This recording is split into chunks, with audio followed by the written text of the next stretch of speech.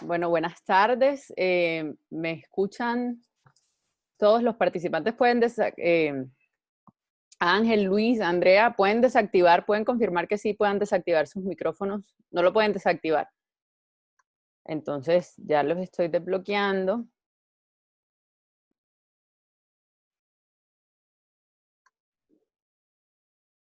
Trejos, trata de activar a Ángel. Andrea, ¿puedes hablar? Sí, ya. Ok. Ya se desactivó. Ya Ya también. lo escucho. Y Ángel.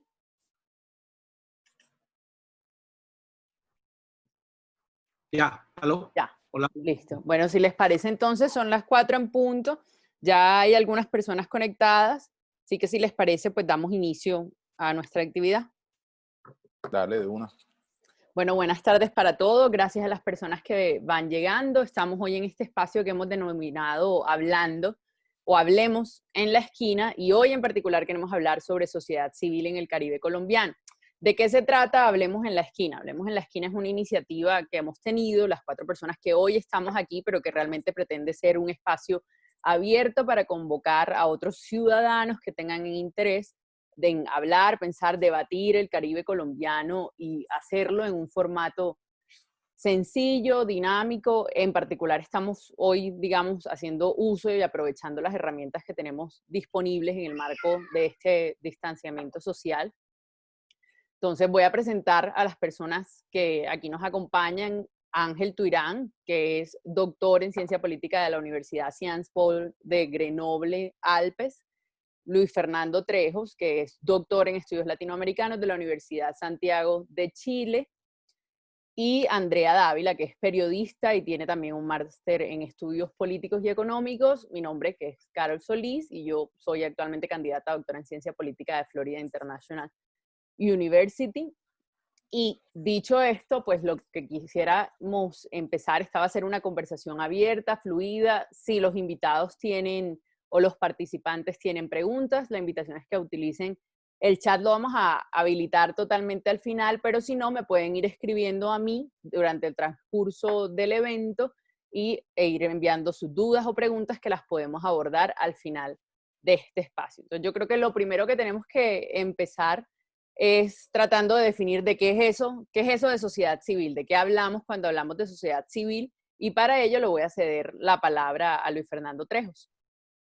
Bueno, buenas tardes a todos los organizadores, a Andrea, Ángel, Carol y a todos los asistentes. Bueno, de manera general, la sociedad civil tiene múltiples definiciones. Digamos que eso es un debate aún abierto e inacabado, pero por lo menos uno sí puede sacar unos rasgos característicos de lo que es sociedad civil.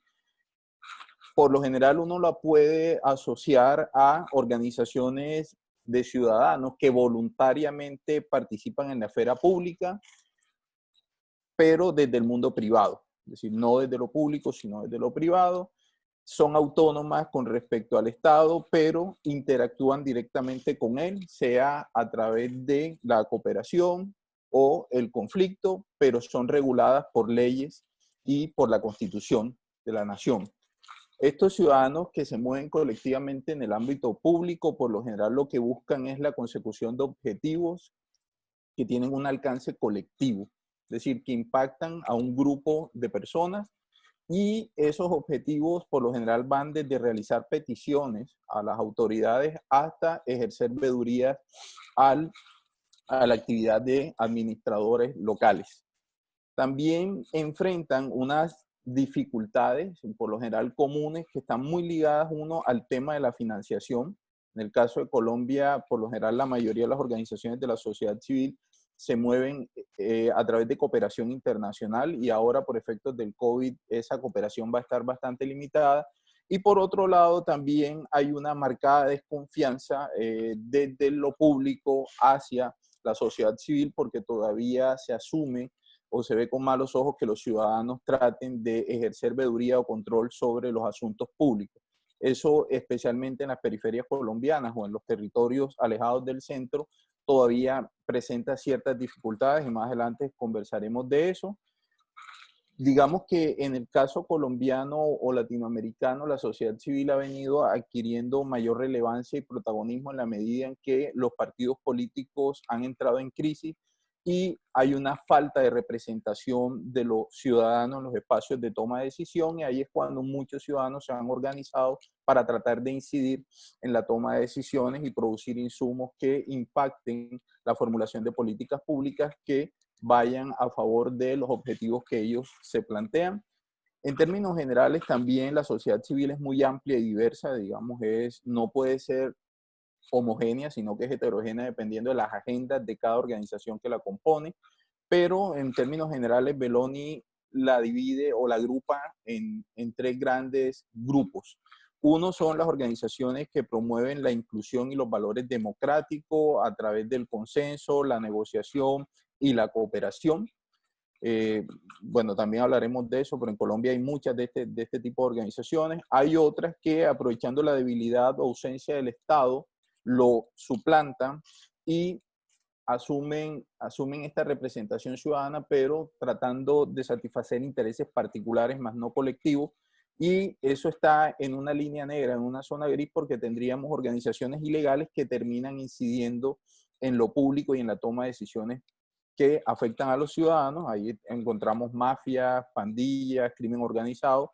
Y hay un tercer gran grupo de organizaciones que son legales, pero que desde la legalidad terminan promoviendo agendas excluyentes y valores antidemocráticos, es decir, organizaciones legales que promueven discursos de xenofobia, de homofobia, de odio, o lo que estamos viendo recientemente, anticiencia.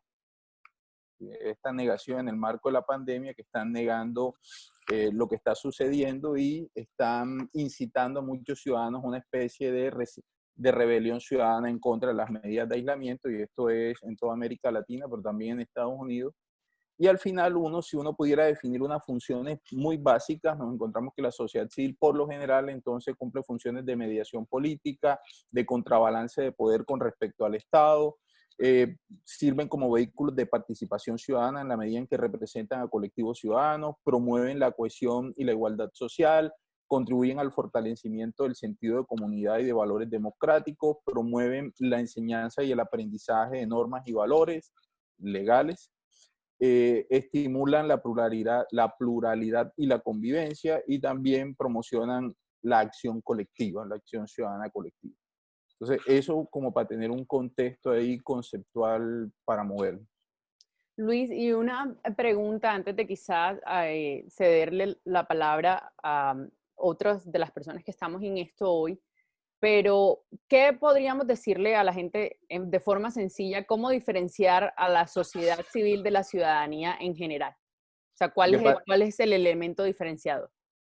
La sociedad civil está compuesta por organizaciones. Es decir, tú puedes ser un ciudadano activo en la medida en que tú despliegas tus derechos ciudadanos, ¿verdad? Y también cumples con tus deberes, pero lo haces de forma individual. Cuando ya se habla de sociedad civil, por lo general estamos hablando de una organización. Tú, junto a otros ciudadanos que tienen intereses similares a los tuyos, se organizan para hacerlos valer frente a los tomadores de decisión o frente a otros ciudadanos. Entonces, uno es individual, digamos, la ciudadanía tiende a operar individualmente, pero cuando hablamos de sociedad civil hay que pertenecer a una organización.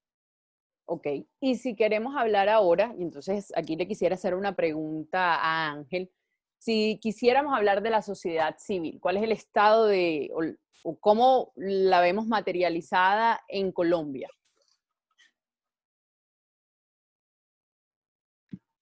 Ahora sí, ahora sí.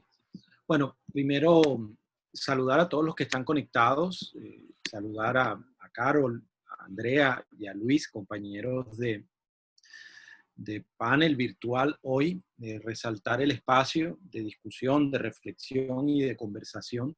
Lo primero es tomar digamos, estos componentes, estas reflexiones, estos conceptos que nos acaba de entregar Luis, en el sentido de principalmente la sociedad civil hace parte de ese grupo de la ciudadanía que se organiza y que busca incidir en la toma de decisión. Esa es la característica principal, la búsqueda de incidencia en la toma de decisión. Y esto de organización también yo creería que Perdón, Ángel, se te fue la cámara, por si... de la cámara. Sí. Ok. Y Ya, ahora, ahora sí. bueno. Ahí. Entonces, les decía que lo de organización luego hay que mirarlo en no tan estricto, diría yo haría como esa reflexión, porque en el caso colombiano encontramos también que en ocasiones vemos a la sociedad civil movilizándose, movimientos sociales. Hay que recordar en que la acción colectiva, el movimiento social tiene una característica particular que es menos organizada que un grupo de interés o que un partido político. Entonces, en principio está organizada, pero podemos encontrar momentos donde no hay esa organización tan rígida como la tiene un partido político. En el caso colombiano, yo resaltaría una definición o unos análisis que plantea la oficina en Washington para los asuntos latinoamericanos y que resalta que una de las fortalezas en Colombia es que el país cuenta con una sociedad civil organizada, diversa y multisectorial. Y también resalta que por décadas, precisamente estas organizaciones de la sociedad civil ha estimulado la democracia en Colombia y el cambio social en Colombia a través de propuestas políticas y a través precisamente de movimientos, pero en un contexto bien particular, que digamos es lo que hace particularidad el caso colombiano, a diferencia de otras naciones u otras sociedades, y es el hecho de que nuestra sociedad civil ha enfrentado periodos de extrema violencia, de persecución y de fuerte estigmatización. Entonces, cuando hablamos de sociedad civil, suele suceder que hay una carga negativa, peyorativa y normalmente asociada a la izquierda y asociada a los grupos guerrilleros. Esto sucedió durante mucho tiempo en Colombia y creo que aún sucede. Y bien lo señalaba Luis antes de mí, que digamos, estos grupos organizados no necesariamente están todos incidiendo en los mismos asuntos, pero sí hubo una extrema carga, digamos, de juicio de valor acerca de estos grupos organizados dentro de la sociedad civil en el caso colombiano. Y esta extrema violencia, persecución y estigmatización ha provenido de diferentes actores. A pesar de esto, ha logrado implementar propuestas en medios de ambientes tan hostiles. Podemos señalar que a través de estos mecanismos de movilización ha logrado incidir y enfrenta también dificultades como hoy por hoy, creo que es la principal dificultad en el caso colombiano, la inseguridad, para llevar luego al caso que muy seguramente también saldrá en la conversación, de los asesinatos de líderes sociales o asesinatos de defensores de derechos humanos, ¿no? Que muchos de estos hacen parte de estos grupos organizados que buscan incidir en la toma de decisiones políticas. Y por otro lado, la falta muchas veces de soporte político y financiero. Entonces se financian por el lado de la cooperación o en algunos casos buscan ser autosostenibles alrededor de otras actividades. Resaltar también la creatividad y el coraje de estas organizaciones de la sociedad civil. ¿Qué más podemos decir? En el caso colombiano, fíjense el dato de la Universidad de Indiana, que hace un mapeo de la sociedad civil en Colombia y encuentra que en el país existen o hay registros de 296.467 organizaciones sin fines de lucro.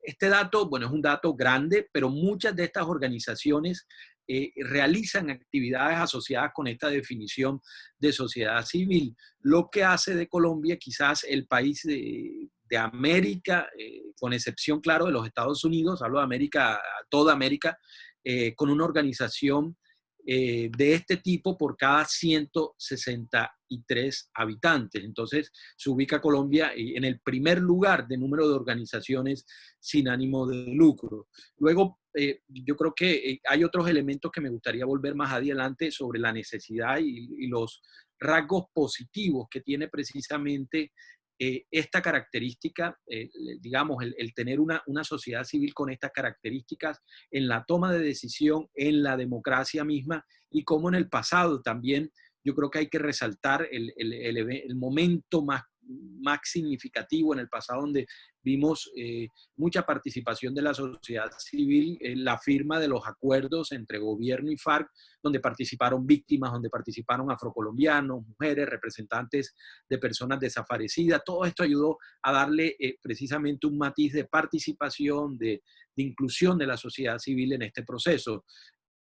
Recientemente, quizás en el pasado más reciente, en menos de un año, también había unas manifestaciones interesantes alrededor de los movimientos sociales, de estas marchas y protestas, o el momento cúspide del 21 de noviembre, que en este año se esperaba más acción de ese tipo. Sin embargo, pues ya sabemos que el tema de la pandemia y del COVID ha puesto en suspenso muchas de estas reivindicaciones de sectores de la sociedad civil. Entonces yo creo que esos son unos elementos de lo que significa el contexto colombiano, de cómo hay mucha participación, de que podemos identificar dentro de esa sociedad civil unos actores importantes, pero resaltar que ha sido en el marco de una fuerte estigmatización, de fuerte violencia y señalamientos precisamente a esto que hemos definido como sociedad civil.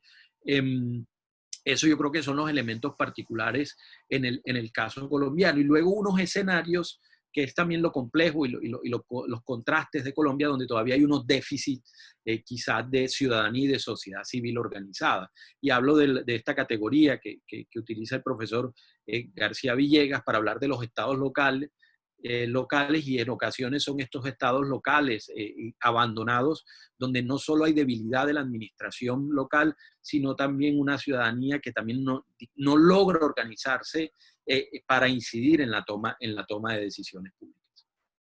Bueno, hasta aquí hemos... Adelante, Andrés. No, para complementar un poco lo que dice Ángel, por lo general, y digamos que estas dificultades en el ejercicio de las funciones de las organizaciones de la sociedad civil, en el caso colombiano, también son un reflejo de que nuestra democracia es muy débil. Es decir, aquí no hay garantías para el ejercicio o para el trabajo de las organizaciones de la sociedad civil, porque no solo quedan en medio del fuego de los actores armados, sino muchas veces también, como lo señaló Ángel, de la estigmatización y la persecución que desde el propio Estado, desde algunas instituciones, se emprende contra ellas. Eso nuevamente nos pone a reflexionar sobre el tipo de democracia que tenemos y en la medida en que debemos entender que cuando las instituciones son débiles, la ciudadanía tiende a organizarse más. Cuando tenemos institucionalidad muy sólida, los ciudadanos no se organizan para reclamar derechos porque el Estado los entrega. Entonces aquí sí creo yo que el desarrollo de la sociedad civil ha ido de la mano entonces con el desarrollo de nuestra democracia y eso indicaría que nuestra democracia es precaria y por eso tanto ciudadano tiene que organizarse para reclamarle al Estado entonces el cumplimiento de derechos. Yo creo que hasta ahora hemos mencionado algunos elementos importantes. Yo quisiera subrayar también como la idea de la sociedad civil es la dirección, digamos, del mensaje de la sociedad civil que viene desde abajo. Es decir, de abajo hacia arriba, para enviar un mensaje al Estado, a los agentes del Estado que tienen capacidad de poder frente al derecho que se esté reclamando o frente a lo que sea que se esté pidiendo. Versus el Estado, cuando de forma unidireccional a veces también impone o envía mensajes, políticas, a través de leyes se comunica, etc. Pero, y hay toda una complejidad detrás de ello que tiene que ver con la estigmatización de la sociedad civil, como ustedes han mencionado, dado nuestra historia de conflicto armado. Yo quisiera volver a eso después, pero en este momento me gustaría también cederle la palabra a Andrea y preguntar, digamos, en esa conversación que se genera entre sociedad civil y Estado, o entre sociedad civil e instituciones formales y quienes hacen parte de ellas, Andrea, que es periodista, ¿cómo funciona allí la transmisión del mensaje o la comunicación? Y si en ese sentido, ¿cuál es el rol de los medios de comunicación en ese proceso, digamos? ¿Ahí me escuchan bien? Sí.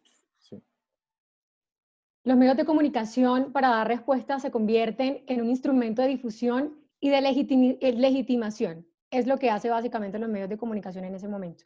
Amplificar la acción de estas organizaciones y de la sociedad civil en general. Entonces, me encanta cada vez que hablan de un tema de de la democracia, de cómo están las instituciones, porque los medios de comunicación, lo que implica las organizaciones también, entendidas como los medios de comunicación, es ayudar al tema de la democracia. Yo creo que si las instituciones, yo no sé si entre las instituciones públicas o la democracia está frágil, los medios de comunicación también tienden a debilitarse un poco porque son ellos los que amplifican una información que de pronto la sociedad no lo está queriendo recibir. Y entonces los medios de comunicación pasan de productores de información a unos gestores de proyectos sociales y actores que interactúan con la sociedad. Y por eso es tan importante que la sociedad civil tenga una comunicación y un trabajo mancomunado con los medios de comunicación, porque los medios de comunicación están en permanente contacto con la sociedad. La sociedad civil, algunas organizaciones tienen unos targets de público y bien se acercan a ellos cuando es necesario, cuando hay un tema ahí relacionado, pero los medios de comunicación están todos los días, es decir, que hay una afinidad allí con la sociedad que permite abrirle ese espacio a la sociedad civil y por supuesto permite garantizar la democracia, los derechos humanos y el fortalecimiento de la ciudadanía. También permite organizaciones o fundaciones o sociedades o organizaciones como la sociedad civil, por ejemplo, los Cómo Vamos de la ciudad, Barranquilla Cómo Vamos, Bogotá Cómo Vamos, Cali Cómo Vamos, también permite ejercer algún tipo de fortalecimiento de la ciudadanía, de los derechos que tienen los ciudadanos. Y es un control político a los gobernantes, a los programas, a la investigación. ¿Y qué más eco tienen? Ellos pueden hacer unas ruedas de prensa, pueden comunicar, pero el eco realmente lo tienen los medios de comunicación. Ahora bien, los medios de comunicación pueden jugar a favor o en contra, como en todos lados, en una mala interpretación de los titulares, de una mala información, de una mala interpretación de los datos que quieren dar algunas de estas organizaciones y de la sociedad civil, puede generar un impacto profundo y de inmediato, no solamente a través de los canales como la radio, como el periódico, como la televisión, sino también como las redes sociales. Entonces, para la sociedad civil es muy importante que el mensaje no solamente llegue a los canales de comunicación, sino que se diga como debe ser. Y ya sabemos que en algunos medios de comunicación, en particular en el Caribe, tienen sus propias agendas, tienen unas agendas políticas. Así que, ¿qué podemos ver en los medios de comunicación? Podemos ver que hay algunas organizaciones de sociedad civil que tienen mayor eco que otros, puede ser porque pautan. Eso es muy importante, los medios de comunicación reciben su pauta y algunos de estos pueden pautar y allí garantiza que la información se dé y se dé como ellos las estén pidiendo. Por eso hay otros que no salen o no ocupan un espacio tan importante dentro de los medios de comunicación. Y aquí es súper importante, muy importante, que los medios no cierren la voz de esas organizaciones de la sociedad civil, pero que tampoco la asuman como objetivos propios, como lo podemos ver en algunos medios, que se ponen la camisa, se ponen la 10 en esto y no en los otros, porque ya sabemos por algunos de los intereses y por algunas consideraciones editoriales o términos de preferencia política. Esa sería, como para no alargarme tanto en el tema de los medios de comunicación, es un aliado estratégico y yo agradezco mucho que en temas de sociedad civil se hable también de los medios de comunicación. Son los que dan la voz y son los que pueden darle mayor visibilidad, importancia a una organización de la sociedad civil o restarle importancia dependiendo de la agenda que tenga ese medio. Gracias, Andrea. Yo quisiera en este momento también recordar un concepto que para mí siempre resuena cuando yo hablo de sociedad civil y es la idea de capital social. El capital social entendido como redes de colaboración social y entendido además que tiene unos elementos bastante particulares de confianza y de cooperación. ¿Y por qué lo relaciono tanto con la sociedad civil en particular? Porque por ejemplo, me llama mucho la atención el número y la cantidad de organizaciones que menciona Ángel en ciertos estudios, pero vale la pena allí reflexionar sobre la cantidad versus la calidad o la cantidad versus la capacidad de incidencia efectiva, de la efectividad que tengan estas organizaciones de la sociedad civil y cómo efectivamente colaboran, se comunican y si confían las unas en las otras, si se agrupan realmente para generar agendas comunes y para hacer ejercicios de presión y de participación real, más allá de simplemente, digamos, compartir un mensaje o unos valores específicos. Porque hay un elemento institucional que yo creo que es muy importante y es el marco normativo para la participación democrática. Es decir, cuáles son los elementos o los mecanismos a través de los cuales la sociedad civil organizada puede efectivamente incidir porque las normas le permiten llevar unas agendas y hacer un uso de medios específicos. Entonces, por ejemplo, hablemos de la protesta como un derecho constitucional y como un mecanismo a través del que la sociedad civil organizada puede generar presiones y puede poner en la agenda pública o visibilizar demandas específicas. Pero ¿qué pasa con la movilización social en Colombia? Y es que tal como lo mencionó Ángel y como lo ha hablado Trejos en el marco del conflicto armado, es que hay una fuerte estigmatización y que históricamente se le ha dicho que al que protesta es porque tiene una inclinación muy fuerte hacia la izquierda, y todo lo que es izquierda lo hemos señalado, satanizado en el marco de nuestro conflicto armado. Entonces, a mí sí me gustaría, por ejemplo, que Trejos nos profundizara un poco más, y en especial, y aquí entrásemos a hablar del Caribe colombiano, ¿qué pasa con la estigmatización de la sociedad civil dada la historia de conflicto armado que tenemos y los límites que eso le pone a la participación, aun cuando es un derecho constitucional? Bueno, mira, por lo general cuando uno habla de sociedad civil en el Caribe existe, pero dentro de este grupo que tú dijiste que propende por una incidencia política y por la promoción de valores democráticos y de convivencia, uno termina encontrándose casi que en un callejón sin salida porque somos muy pocos. Es decir, tú vas a estas reuniones de sociedad civil y terminan reuniéndose 4 o 5 organizaciones y eventualmente llegan otras. ¿Eso a qué se debe? Y estamos hablando del distrito de Barranquilla, digamos, con ciertos desarrollos institucionales. Ahora imagínate en las zonas rurales o en aquellos departamentos que tienen mucha ruralidad, no existe sociedad civil. Esto se debe, entre otras cosas, muy bien lo dijo Ángel, Daniel Pecot, que es un francés, digamos, colombianista y violentólogo, sostiene gran parte de su investigación con la tesis de que el conflicto armado se dedicó a desmontar violentamente la sociedad civil, es decir, se ensañó contra los liderazgos sociales en la medida en que estos liderazgos amenazaban el status quo o un orden que estaba establecido y que ese orden iba a frenar en algún momento la expansión del comunismo, ¿verdad? Ahora es la expansión del castrochavismo, pero en ese momento, digamos, cuando se empieza a desarrollar nuestro conflicto, era el miedo a la expansión comunista o el anticomunismo era lo que guiaba el accionar de los violentos.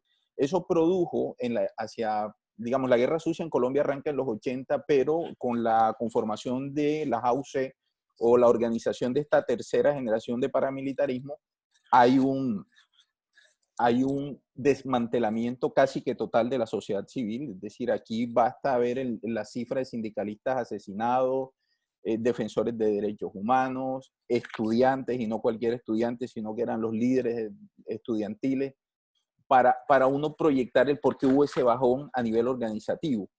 Eso se da entre el 97 y el año 2006, que es cuando se termina de desmontar esa maquinaria de violencia que fue el bloque norte de la AUC.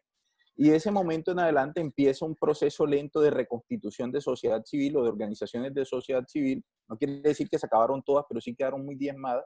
Y con el proceso de paz, el proceso de negociación con la FARC abre una ventana de oportunidad para que nuevamente la sociedad civil empiece a organizarse y muchos jóvenes empiezan a vincularse a organizaciones en aras o en pos de la paz.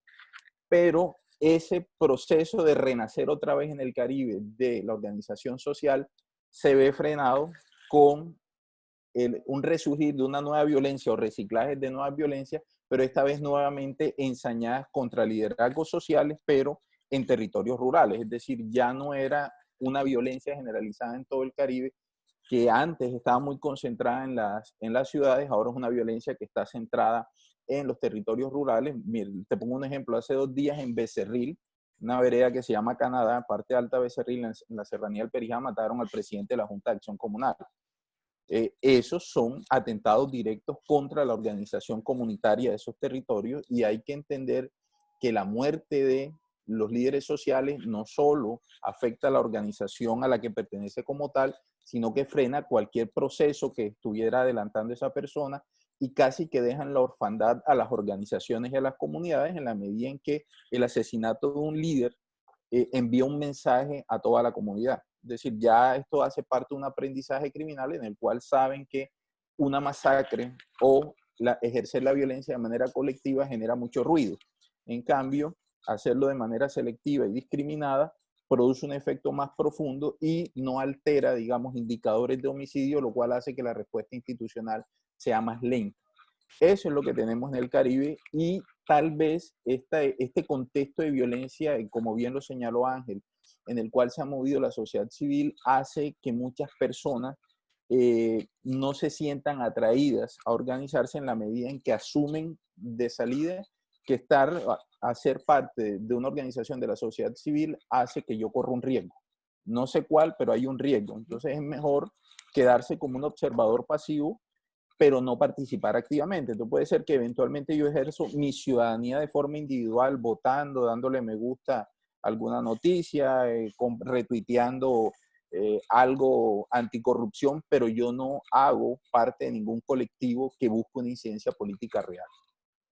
Allí creo que en el marco de todo lo que dices, cae muy bien una pregunta que nos ha enviado Adriana Algarín y quiero aprovechar además la oportunidad para, ya que llevamos media hora dialogando, para decirle a todos los asistentes que por favor me empiecen a escribir. Voy a habilitar el chat para que además puedan empezar a enviar preguntas y podamos seguir dialogando en el marco de esas preguntas. Pero Andrea Algarín manda una pregunta a partir de lo que decía Ángel y que conecta muy bien con lo que tú acabas de mencionar. Y es cómo se reconcilia lo que decía Ángel al inicio, de que hay una sociedad civil muy fuerte y con capacidad de incidencia con la violencia ejercida contra los líderes. Ella le envía esa pregunta a Ángel que yo quisiera reformar o que añadiría. ¿Cómo conciliar eso con además, no es solamente el asesinato, sino la impunidad, es decir, la inefectividad del sistema judicial en Colombia? Y con el amplio temor que eso genera.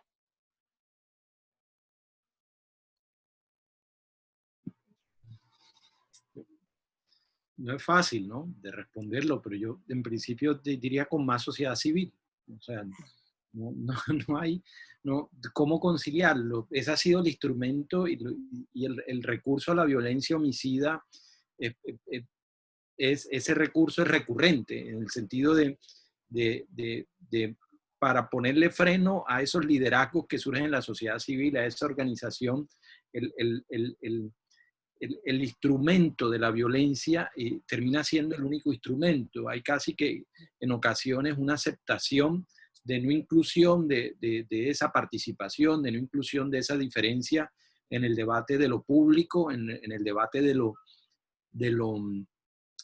colectivo, sino un silenciamiento a través de la violencia. Entonces, ¿cómo conciliarlo? Yo creo que aquí la conciliación es difícil. La conciliación pasa por el trabajo que podemos hacer quienes tenemos, digamos, comunicación y al mismo tiempo responsabilidad hacia la sociedad civil, en la necesidad, insistir en la necesidad de seguir trabajando, seguir organizando, seguir apoyando este tipo de ejercicios, pero al mismo tiempo en un mensaje y lo recuerdo porque digamos, antes de este proceso, sobre todo el año pasado con el asesinato de líderes sociales, en algún escenario donde estaba trabajando un tema de gobierno, había un líder social que terminó asesinado meses después, ¿no? Entonces, uno ya estos temas empiezan a ser más cercanos y creo que al tiempo que hay que insistir en la necesidad de sociedad civil, también hay que entender el punto donde está en riesgo la vida. Entonces, el asunto aquí es si el accionar, es lo que yo pienso, lleva al riesgo de la vida, pues hay que tomar las precauciones del caso, porque la vida ante todo debe prevalecer. Y lo otro es esos escenarios políticos, no perderlos de vista, porque si gana la violencia, pues lastimosamente pierde la democracia y pierde la sociedad civil en sí misma, ¿no? Eso en cuanto al tema de la violencia. Por el otro lado, yo creo que el otro escenario es precisamente esos territorios donde no hay sociedad civil, donde todavía cuesta construir ciudadanía. Entonces, por ese lado, yo creo que hay una gran responsabilidad también de quienes trabajamos estos temas, de quienes estamos a través de nuestra formación y de nuestro trabajo en investigación, nuestro trabajo en formación, seguir bueno, sería haciendo presencia en esos territorios, trabajando con esas comunidades, entregando conocimiento para que pueda fortalecerse precisamente la ciudadanía para después hablar de sociedad civil. Entonces yo creo que los escenarios son eso, los escenarios es con más sociedad civil, pero una sociedad civil o unos liderazgos que tienen que entender que en algún momento va a estar en riesgo su vida, y mi mensaje siempre ha sido ante eso, la protección de la vida. Luis no lo ha mencionado, pero vivió parte de lo que significa precisamente tocar unos asuntos, llevarlo a la escena de lo público, y hay una respuesta precisamente en términos de violencia. Por otro lado, hay unos escenarios donde no hay riesgo de violencia, pero no hay ciudadanía, y ahí hay que intentar formar ciudadanía y resaltar precisamente este contexto y este diálogo que estamos teniendo en el sentido de reflexionar sobre esos temas, llegar a un público, conversar, de llamar la atención sobre la necesidad de construir ciudadanía y de organizarse para la defensa de unos asuntos, ¿no? De incidir en la toma de decisión de política pública. Yo creo que esa es la única manera, fórmulas mágicas no hay.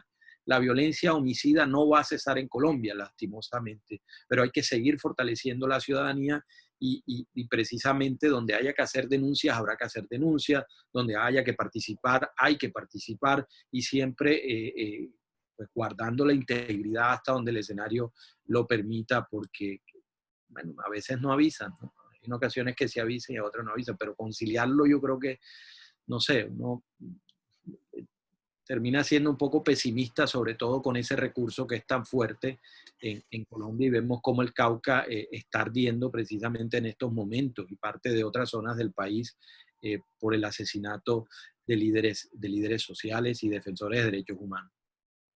Andrea ha pedido la palabra, pero además a mí sí me gustaría preguntarle a Andrea también, y quisiera traer un ejemplo, y es, así como los medios de comunicación tienen la capacidad de amplificar, de hacerse parte de las denuncias de estos asesinatos, de la violencia sistemática en Colombia que se ejerce contra miembros activos de la sociedad civil, también tiene la capacidad de silenciar en gran medida.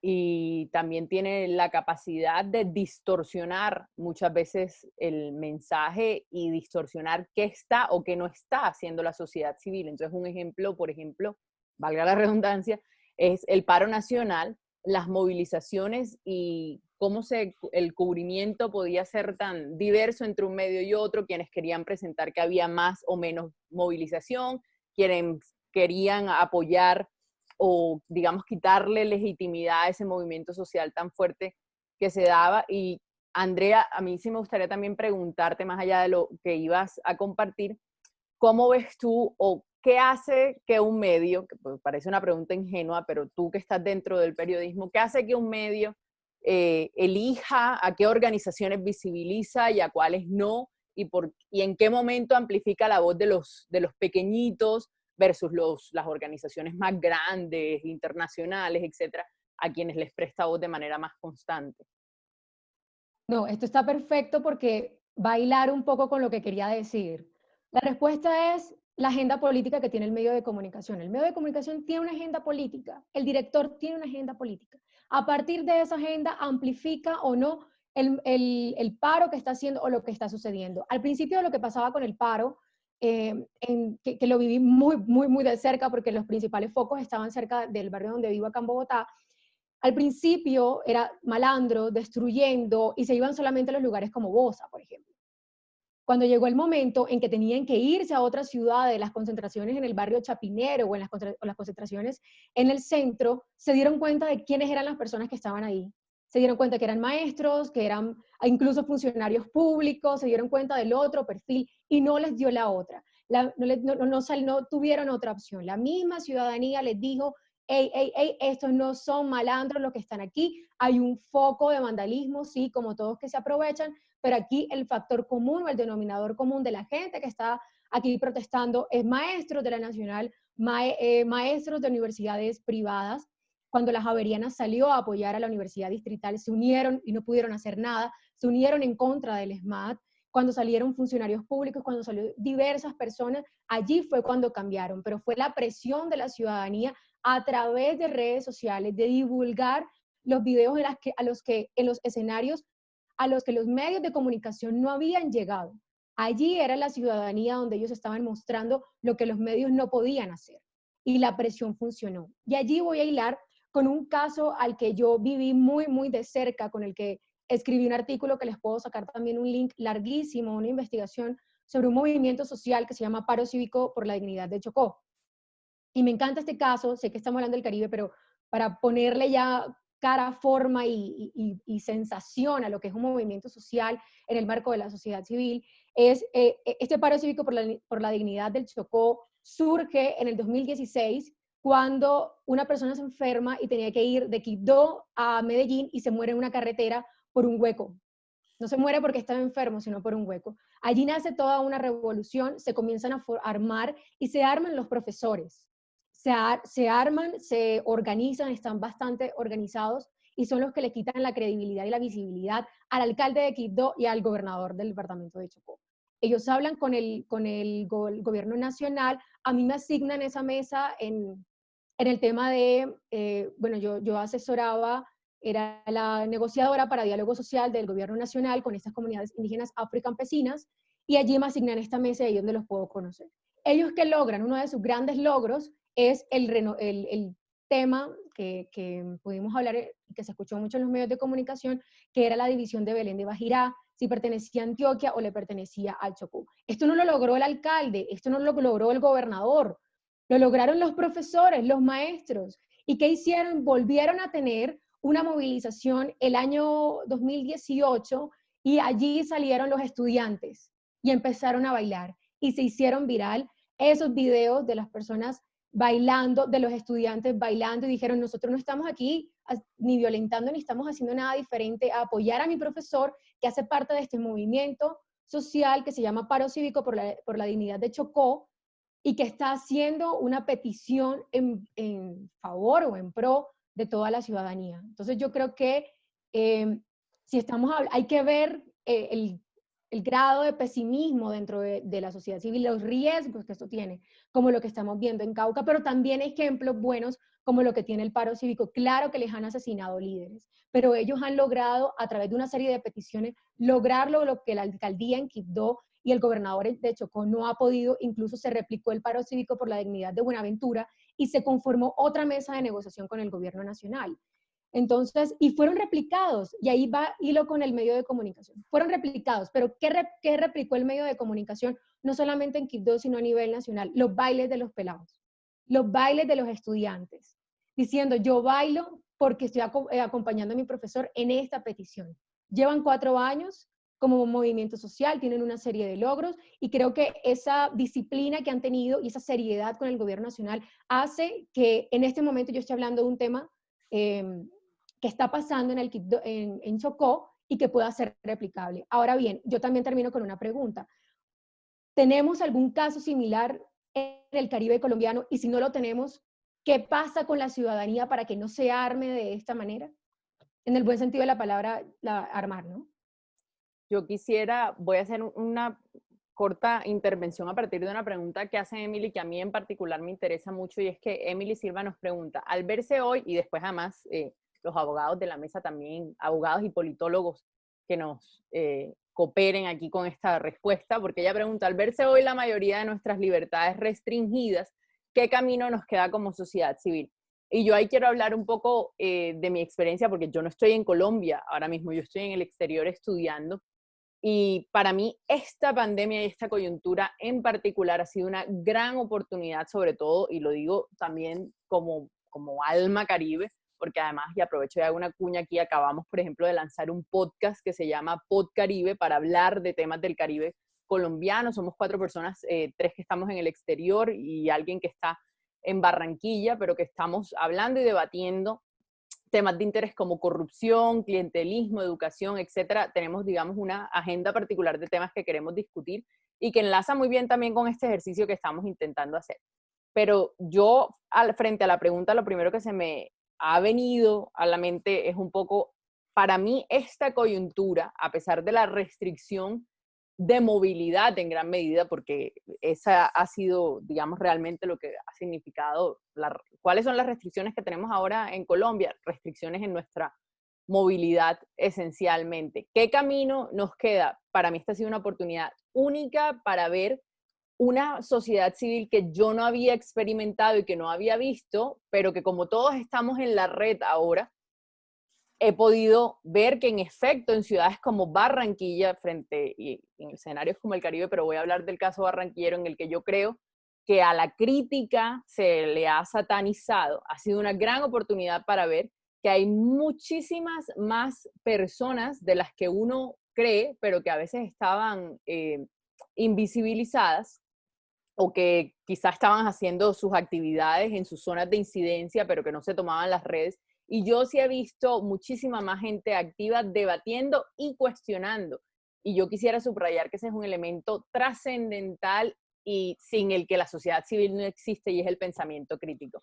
Es decir, ese estigma que se nos ha puesto de que todo el que critica es porque no quiere la ciudad, porque tiene una incapacidad de ver las cosas buenas que pasan, porque no reconoce los avances que hemos tenido, y eso es una falacia, es una mentira. Por el contrario, la sociedad civil es necesariamente crítica porque de forma permanente está viendo cuáles son las necesidades que aún existen y los intereses que ella tiene en términos de sus derechos, bien sea que sean vulnerados o bien sea que necesite verlos materializados de una forma más particular.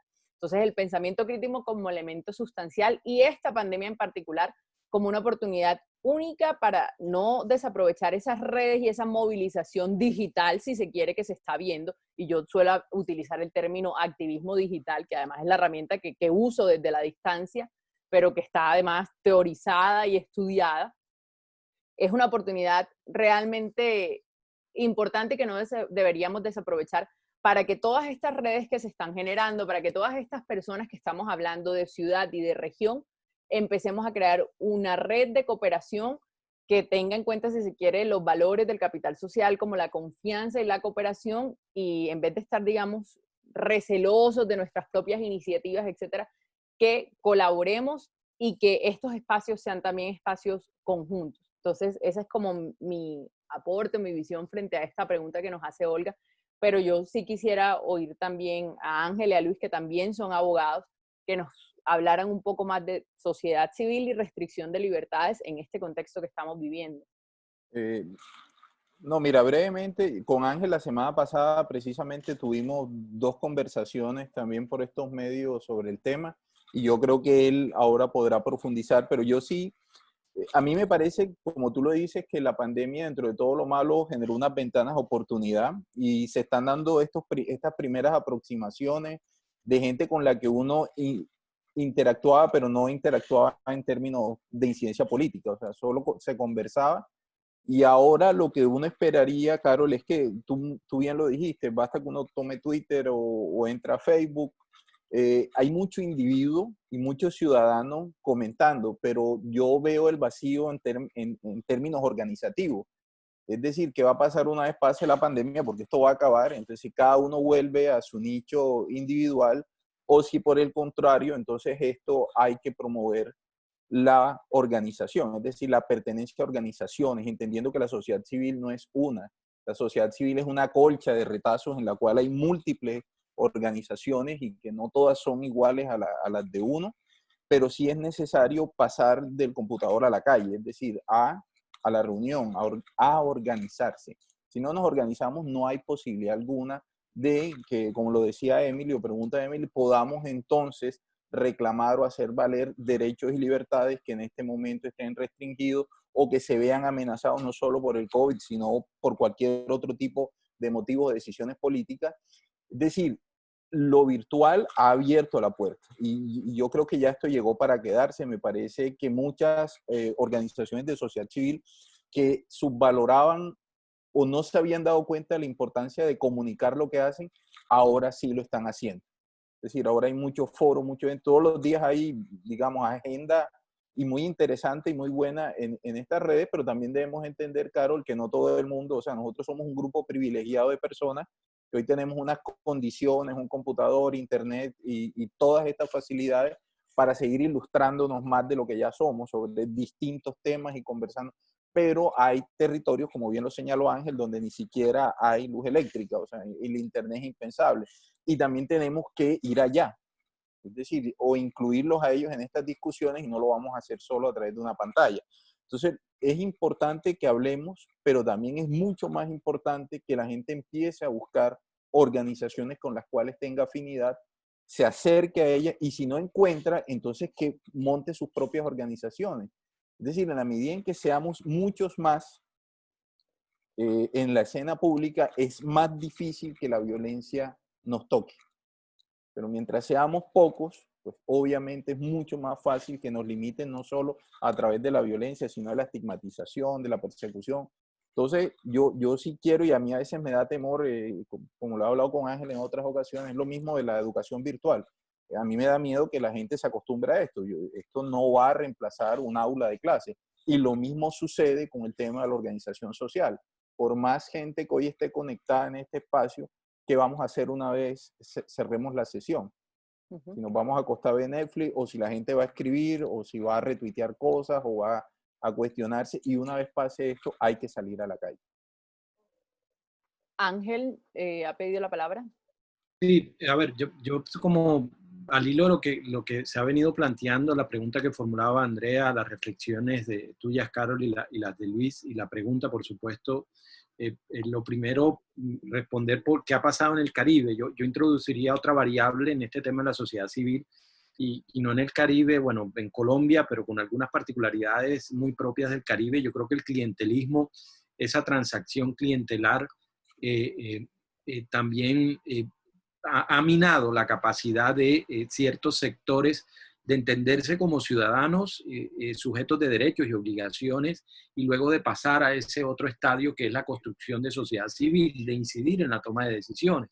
Y basan en especial esa relación en el momento electoral, en una transacción del momento electoral, y luego quizás luego una relación también de entrega y de recibir bienes públicos, pero siempre a través de una lealtad clientelar y renuncia a ese accionar ciudadano y a la posibilidad de organizarse para incidir en la toma de política pública, en la decisión de política pública.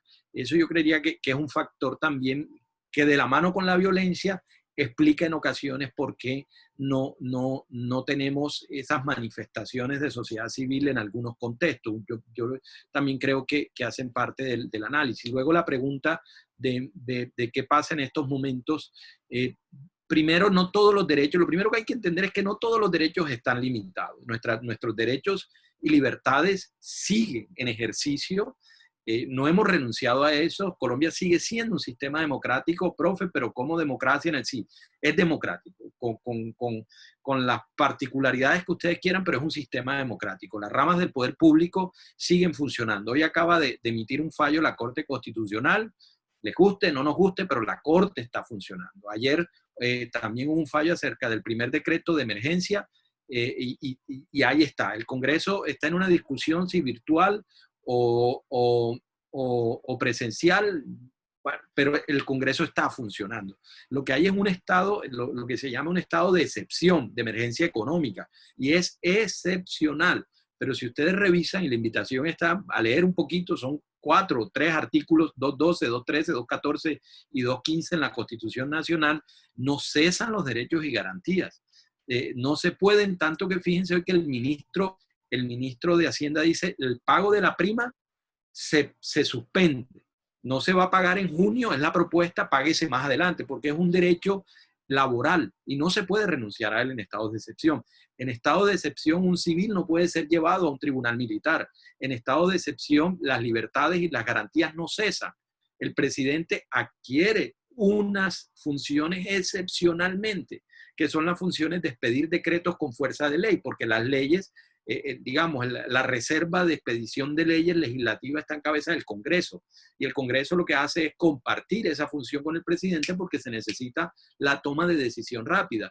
Pero entendamos que nuestros derechos no han cesado, nuestra libertad de expresión. Lo que hay es una restricción excepcional a la movilidad, porque los expertos, los epidemiólogos, lo que acaban de, o lo que nos dicen es, hoy, reduzca contacto social, reduzca el relacionamiento social. Y para eso una medida antigua es confínese, entren en cuarentena, pero hemos buscado herramientas para seguir ejerciendo nuestros derechos a opinar, nuestros derechos a reunirnos virtualmente y la rama judicial sigue funcionando y la rama legislativa sigue funcionando. Entonces, lo primero, la invitación es como ciudadanos a entender eso, que tenemos que utilizar otras herramientas, sí, lo estamos haciendo, sí. Entonces, la sociedad civil tiene que encontrar otras formas de incidencia en la toma de decisión.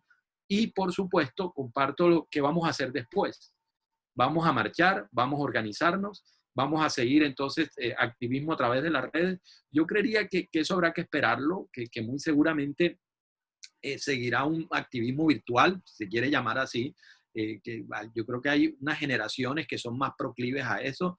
Mi generación es más temerosa de la virtualidad, no en términos de manejo de la virtualidad, sino de lo que puede significar eso, pero creo que son herramientas que con el buen uso permiten a la sociedad civil también enviar unos mensajes y llegar precisamente a donde se quiere llegar con el mensaje, ¿sí?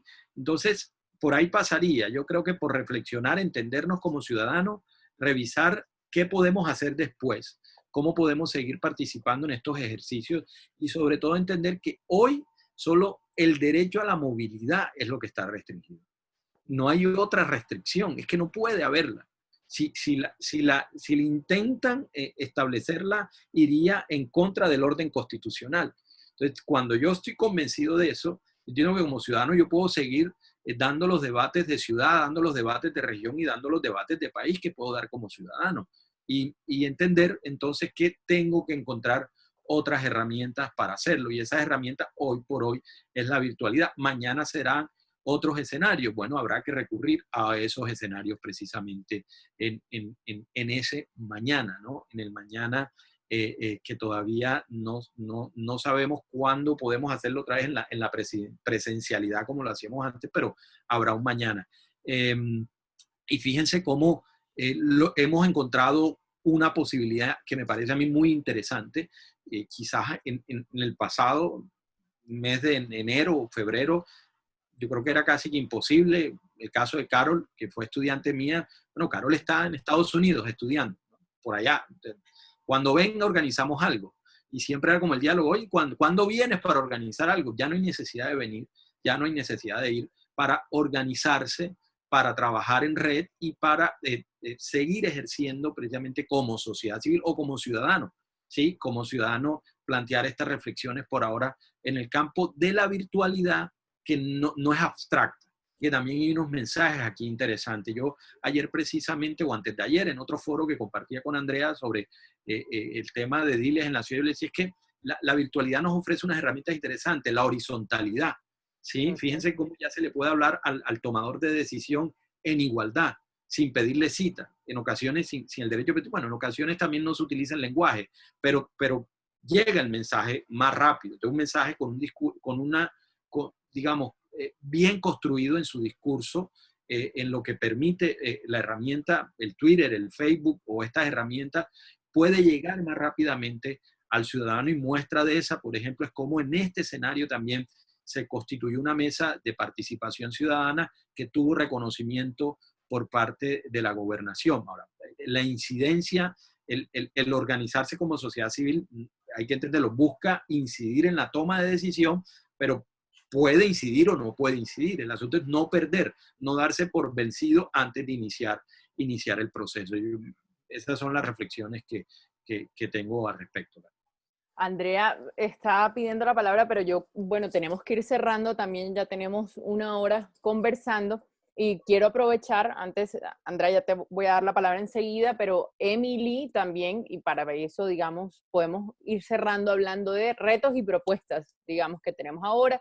Ya hemos mencionado algunas, Ángela acaba de presentar otras, hemos hablado de violencia, de falta de confianza, de silenciamiento, o no visibilización de las demandas de la sociedad civil por parte de los medios de comunicación. Hay un elemento que yo quisiera destacar también, y yo no sé cómo llamarlo, yo no sé si es cooptación de la sociedad civil o captura de la sociedad civil, pero es cuando la sociedad civil organizada frente a un tema específico pareciese que a veces su accionar o su continua visibilización de las demandas se frena un poco cuando hay una respuesta institucional. Y creo que eso nos viene pasando mucho en Barranquilla, por ejemplo, y es, supongamos tenemos una demanda, entonces el alcalde o la alcaldía nos da una respuesta y parece que ahí cesa la actividad. Yo por eso enfatizo como la continuidad de las actividades de la organización de la sociedad civil y nunca dejar de visibilizar unas demandas, así no sean nuestra prioridad. Es decir, no todos estamos interesados en todo, obviamente, pero por eso la necesidad de diálogo y de cooperación entre diferentes organizaciones para ayudarnos y apoyarnos cuando nuestras demandas son diversas. Entonces, con eso, porque Emily nos plantea aquí, pero ¿cómo incidir en el poder? Al parecer son los políticos los que deciden por nosotros. Yo creo que lo que siempre se dice es el tema de, bueno, tenemos el voto, pero por supuesto que el ciudadano, sobre todo en democracia, el voto no es sino una herramienta muy importante y trascendental, pero tenemos que conocer cuáles son los mecanismos de participación que tenemos dentro de nuestra Constitución, pero además saber que como sociedad civil tenemos la capacidad de incidir si nos sostenemos en el tiempo y si resistimos, porque lamentablemente también se trata de resistencia en nuestro contexto. Le voy a dar la palabra a Andrea y enseguida paso con Trejos, que Andrea estaba aquí pidiéndome la palabra desde antes. Justo eso es lo que iba a decir. Yo siento, y es mi percepción, que la sociedad civil, las organizaciones del país logran más cosas que los de la costa. Siento que en la costa, en especial en Barranquilla, estamos todos tirando como ciudadanos, como locos, por lo mismo, y ni siquiera somos capaces de organizarnos. A la respuesta que nos estaban dando de cómo llegar a hacer incidencia, yo creo que lo más importante es tener claro de qué quieres hacer incidencia, en qué momento lo quieres hacer y apuntarle a las redes sociales en una comunicación de tú a tú, porque eso fue lo que hicieron las redes sociales, darnos una oportunidad de escribirle de tú a tú. Por supuesto van a llegar cosas como lo que me pasó una hora antes de esta conversación, que escribí un trino sobre el aeropuerto Ernesto Cortizos y recibí una llamada de la Agencia Nacional de Infraestructura, que es la encargada, y de, bueno, de los altos mandos a nivel gubernamental sobre por qué estaba escribiendo yo un trino diciendo si había un robo o no en el Ernesto Cortizos. Pero eso a nombre propio. Pero ¿qué pasó allí? ¿Y qué pasa en las redes sociales? Que cuando yo escribo algo y encuentro gente que está apoyándome, se convierte en una red en la que dice, en esto ya no es apoyar a Andrea, es apoyar el trino, lo que está diciendo, y decirles, hay una inconformidad con el Ernesto Cortizos. Aún así, siento que en la costa hay mucha más dificultad en armar una sociedad civil, organizaciones, valga la redundancia, mucho más organizadas, persistentes en el tiempo, a diferencia de otras que he conocido en el país. Puede ser producto de la guerra o del miedo, pues miren lo que está pasando en el Cauca. En todos los departamentos hemos sufrido la guerra, no solamente en el Caribe, pero eso no ha sido un impedimento para que en departamentos como el Cauca o en departamentos como el Chocó tengan una sociedad civil mucho más estructurada, con logros allí, de una, con la conversación. Un poco lo que, no un poco no, lo que dice Carol es así, no se están logrando algún tipo de medidas concretas. Si la alcaldía dice, oigan, no, esto no nos gastamos los recursos, como lo que pasó en la gobernación del Atlántico, hay un sobrecosto en los mercados, y la gobernación dijo, no hay un sobrecosto en los mercados. ¿Y qué dijeron los medios de comunicación? No hay un sobrecosto y ahí murió el tema. Y la gente no siguió presionando ante una respuesta. Es seguir dudando, es seguir creyendo de la posibilidad y de lo que está diciendo nosotros como sociedad, organizarnos, perdurar en el tiempo y allí sí poder tener esas herramientas firmes para poder hacerle en contra del poder en el buen sentido de hacerle una veeduría, y es lo que se necesita en esta sociedad, en especial el Caribe colombiano, en particular en Barranquilla. Gracias, Andrea. Sí, adelante, Trejo. Y antes de que, solamente quisiera agregar la pregunta de Olga, porque creo que tú nos puedes ayudar con esa respuesta también, que trabajas de cerca con algunas organizaciones o las conoces, que ella nos pregunta, En el marco del Día de la Afrocolombianidad, ¿cómo se están visibilizando los derechos y necesidades de la parte afrocaribe de esta sociedad civil? Que además creo que es una pregunta muy interesante porque justo hoy una página de las que expone algunos datos sobre Barranquilla estaba mostrando, digamos, la falta de miembros de la comunidad afro en la composición del gabinete del alcalde Pumarejo. Bueno, lastimosamente con respecto a esa última pregunta no tengo Okay. respuesta. No trabajo con organizaciones de esa comunidad. Sé que hay una reivindicación del presidente negro que había sido sacado, digamos, del relato histórico y ahora otra vez hay una inclusión de él, pero no tengo esa respuesta puntual. Yo lo que sí le diría a la persona, creo que era, no sé si era Olga, Emily, Olga, sí. en el tema, lo que pasa es que, digamos, la incidencia tiene varios momentos y yo quiero rescatar que gran parte de las decisiones, por decir, hoy la Procuraduría, Fiscalía están tomando decisiones contra mandatarios locales en el Caribe. Gran parte de los hechos de corrupción que han dado, digamos, hoy han sido sancionados disciplinariamente y se espera que tengan también sanción penal, fueron evidenciados por ciudadanos.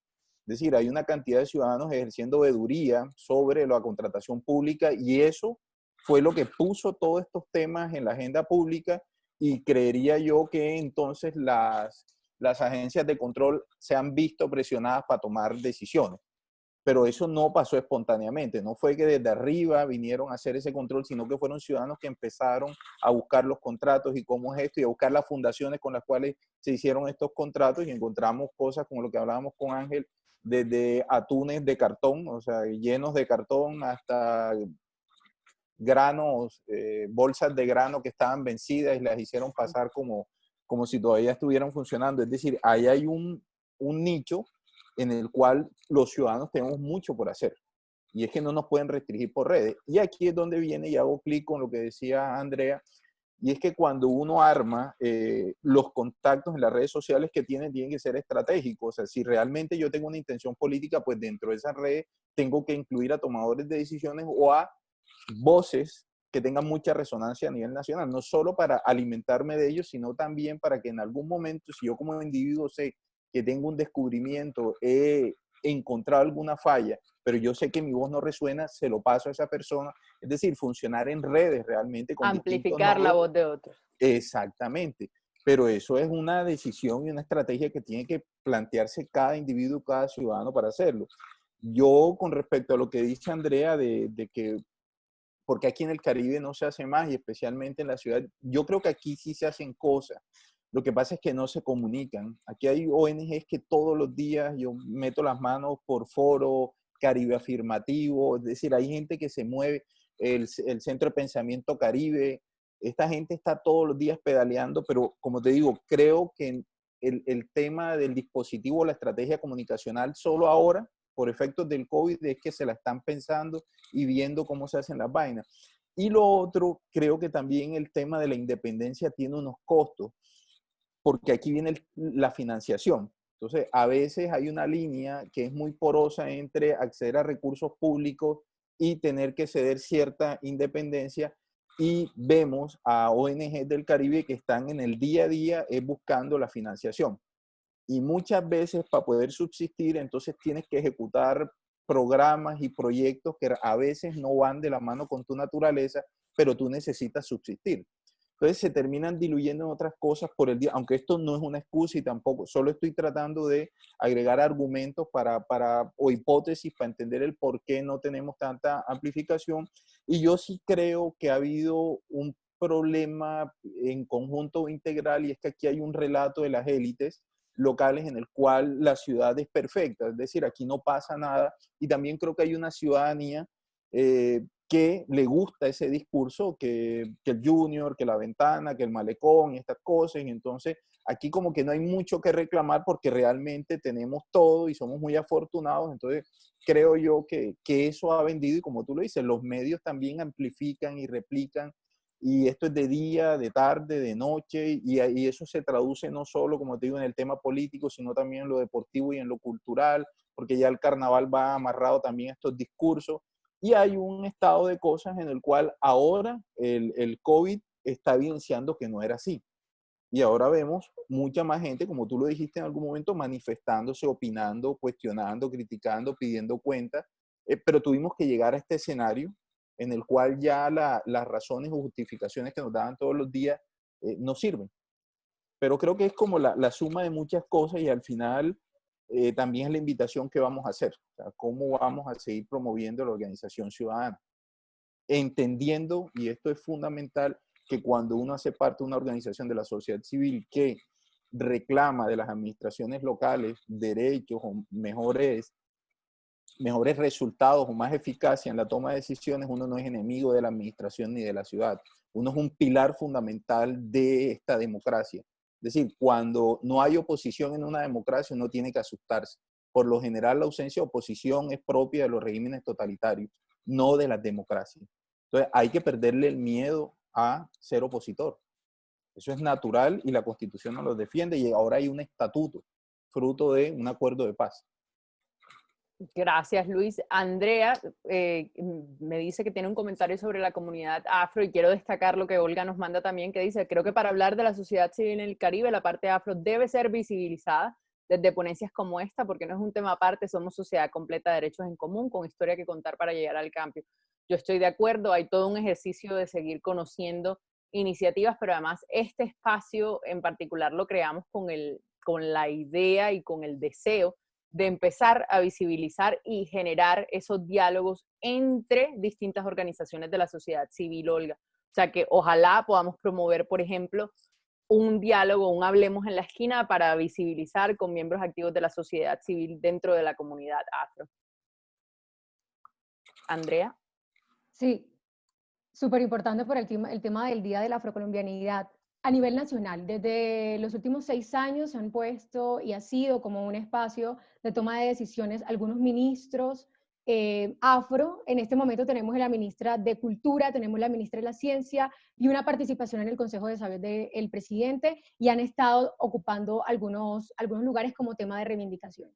Fue maravilloso trabajar con las comunidades afro en Buenaventura, en Chocó y algunas comunidades dentro de San Basilio de Palenque.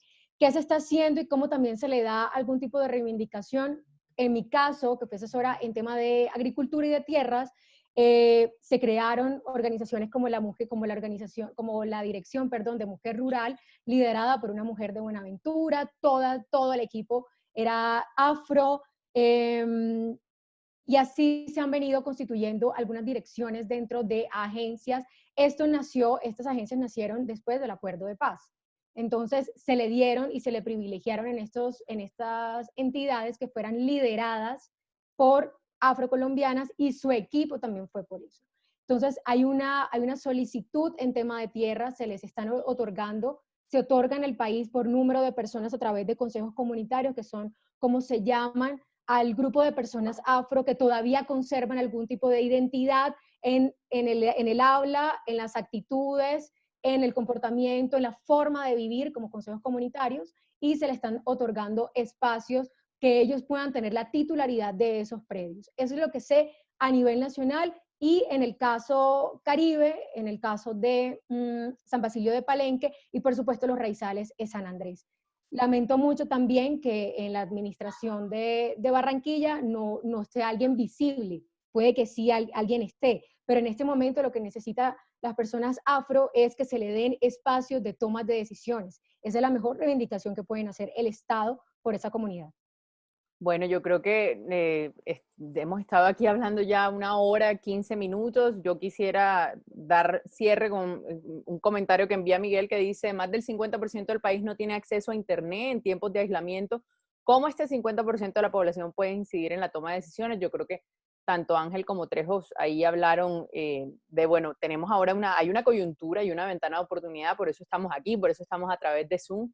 Pero estos espacios digitales nunca serán el reemplazo de lo que implica la actividad en terreno, como si se le quiere llamar así, o la actividad de quienes están dentro de sus comunidades. Yo, por ejemplo, siempre digo, para uno desde una posición de privilegio, si se quiere, hablamos de estos temas.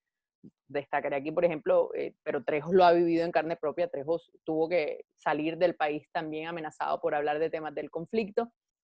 Así que esa posición de privilegio no es tanto de privilegio siempre, pero hay quienes están allá haciendo el trabajo con sus comunidades, no lo hacen a través de internet generalmente, no los vemos, pero están trabajando muchísimo más a veces de lo que nosotros, diría yo, o de forma diferente, no digamos que trabajan más o menos, digamos que trabajan de formas diferentes, pero con una valentía increíble, precisamente porque en la ruralidad de este país es donde más fuerte les ha tocado vivenciar el conflicto armado colombiano.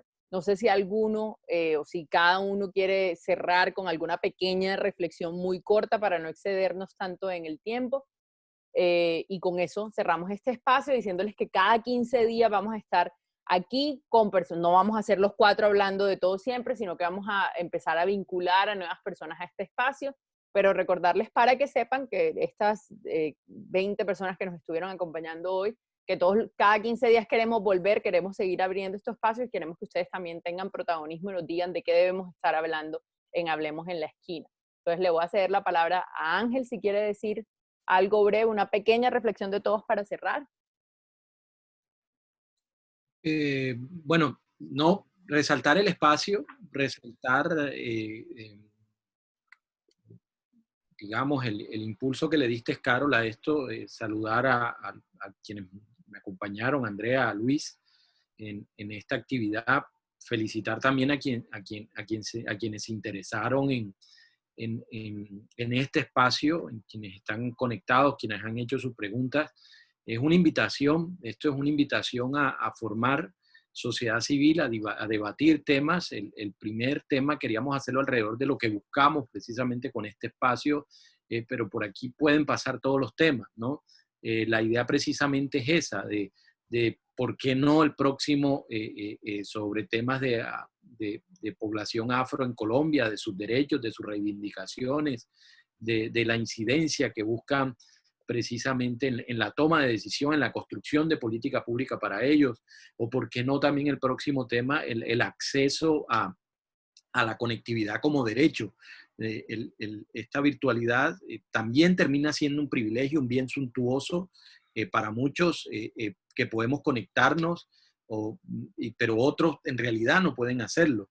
¿Y por qué no pensarnos también este espacio con cápsulas grabadas, como el otro espacio que acaba de mencionar Carol, que podamos difundir y donde se pueda escuchar en algún momento después de terminado esto? Que, sí, entonces todas estas reflexiones son válidas. Yo quiero invitarlos a los que están presentes a que se apropien del espacio. Yo creo que pueden contactarnos por el mismo medio en que se enteraron, por redes sociales o por otros medios, contactarnos y proponer temas sobre qué quieren Podemos que empezar a dialoguemos. hacer una base de datos. Una base de datos sobre qué quieren dialogar y espero que en el futuro esos nombres que están ahí estén en la pantalla. La idea no es que seamos nosotros 4 siempre porque no conocemos todos los temas, quizás alguno entrevistará, invitará a otros, pero sí esto tómenlo más como una invitación y como un espacio de ciudadanía y a futuro posiblemente de sociedad civil, pero en principio de construcción de ciudadanía. Yo creo que ese es el mensaje que queremos transmitir y bueno, nos veremos en 15 días con otro tema. Estamos abiertos a las propuestas y a los comentarios que tengan para seguir fortaleciendo este espacio. Hoy en la virtualidad esperemos que prontamente combinemos virtualidad con presencialidad. Andrea. Mi invitación es a perder el miedo, a decir lo que tengamos que decir, a luchar por lo que tengamos que luchar, y si ese es el camino de hacerlo como una persona, pues de hacerlo individual o de hacer y crear una organización que pueda ser parte de la sociedad civil, es hora de hacerlo, y más lo necesita una ciudad como Barranquilla y la costa Caribe. Muchísimas gracias a todos por estar en este espacio. Luis. No, gracias a todas las personas que se quedaron todo este rato. Bienvenidos también a que hagan sus propuestas y que también organicen sus espacios en los cuales debatan y pongan en la agenda pública las temáticas que ustedes quieren. Es decir, no se limiten a que si en espacios ya creados ustedes no encuentran eco, entonces no hay posibilidades. Como bien lo dijo Cari y lo ha dicho Andrea, esto es lo bueno que tienen las redes. Esto horizontalizó el acceso a la comunicación. Ya La única excusa es no tener un computador de internet, pero de resto se pueden hacer muchas cosas y que ojalá mantengamos la llama encendida en torno a las reflexiones que hay que hacer sobre sociedad civil. Bueno, de mi parte simplemente decirles que muchísimas gracias a todos los que nos acompañaron, muchísimas gracias a todos los que hoy estamos aquí en este panel. Para mí es en particular un honor compartir, bueno, con Andrea, que es una periodista que admiro mucho, y con Ángel y con Luis, que fueron mis profesores, hoy colegas, pero que me enseñaron, que me formaron y a quienes admiro profundamente. La invitación, como ellos dijeron, está abierta y damos por cerrado este espacio que es virtual, pero ojalá que mañana hablemos en la esquina, estemos en efecto hablando en alguna esquina de Barranquilla de estos temas con un público presencial, y nos vemos en 15 días a partir de lo que, bueno, logremos gestionar y veamos que son temas relevantes gracias a las ideas que ustedes nos han compartido. Nos vemos entonces, voy a dar por terminada la sesión y muchísimas gracias nuevamente a todos los asistentes y a todos los que están enviando mensajes. Nos vemos entonces.